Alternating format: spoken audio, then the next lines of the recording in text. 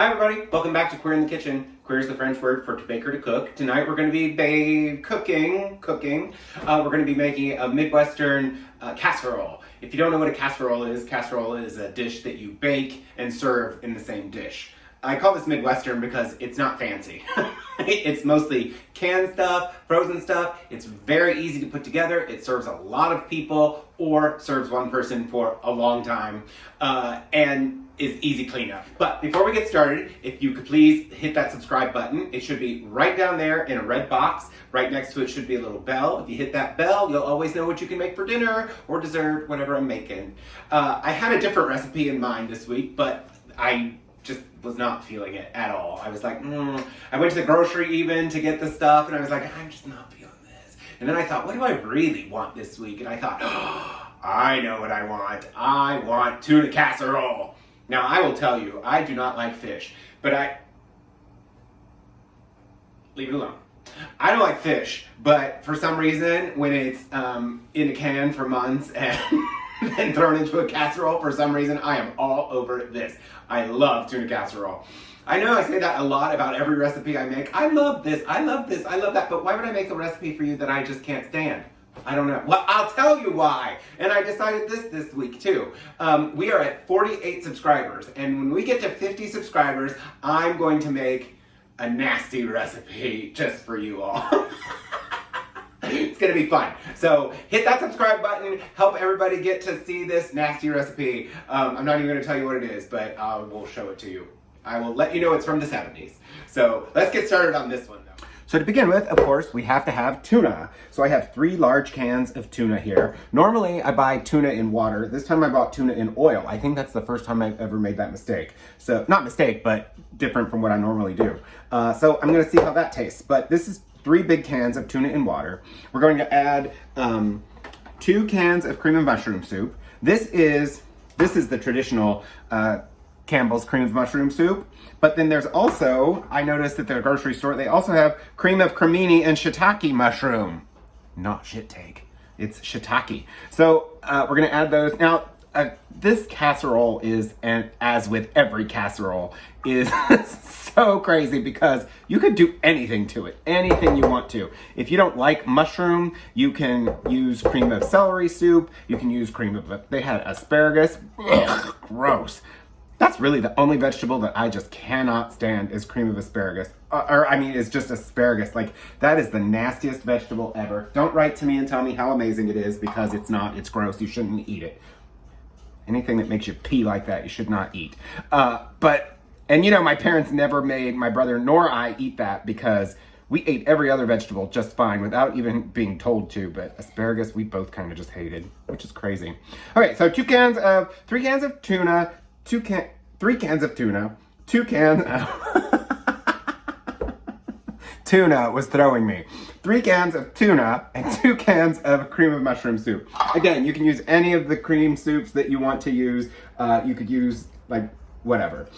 We've also got some sautéed vegetables, which you saw. I did onions and celery. If you decide to use cream of celery, you don't have to put the celery in, or you could even put mushrooms in with the vegetables, even though you already used mushroom soup.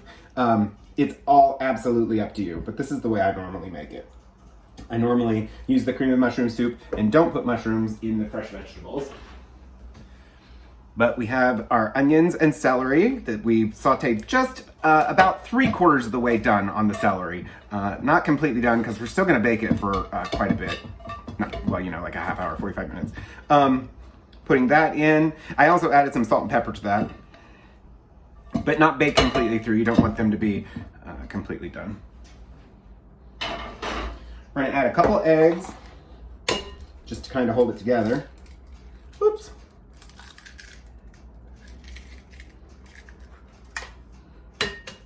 Oh, whoops. We didn't do those eggs so great this time, did we? We're gonna add a bag of frozen sweet peas that have been thawed. I know, it's a lot of stuff. We're also gonna add the noodles that we made earlier in the day. I added some butter to those so they don't stick together while they were waiting for us. Come on, noodles! And of course, you don't have to make it this big, but the food that I make for this channel, I end up eating. So I'm taking this to lunch probably every day this week. So it's fine that it's a lot. It's not gonna go bad. Gonna mix this up. Gonna add a little bit of cheese, but I wanna get this mixed a little bit. Gonna add some cheddar jack cheese. Again, you can add whatever cheese you want. I figured this was kind of I'm gonna save a little bit of this out. There we go. I figured cheddar jack was kind of good. It's a little bit sharp, a little bit mild. You don't really want to overpower the tuna flavor, but you also want to give it a little bit of kick. Unofficially, there are 5 basic parts to a casserole. One is a protein, one is vegetables, one is a starch, one is a sauce, and one is cheese. So, I don't know, whatever you want to do with that. So I left some of the cheese out. I'm going to add some breadcrumbs to this.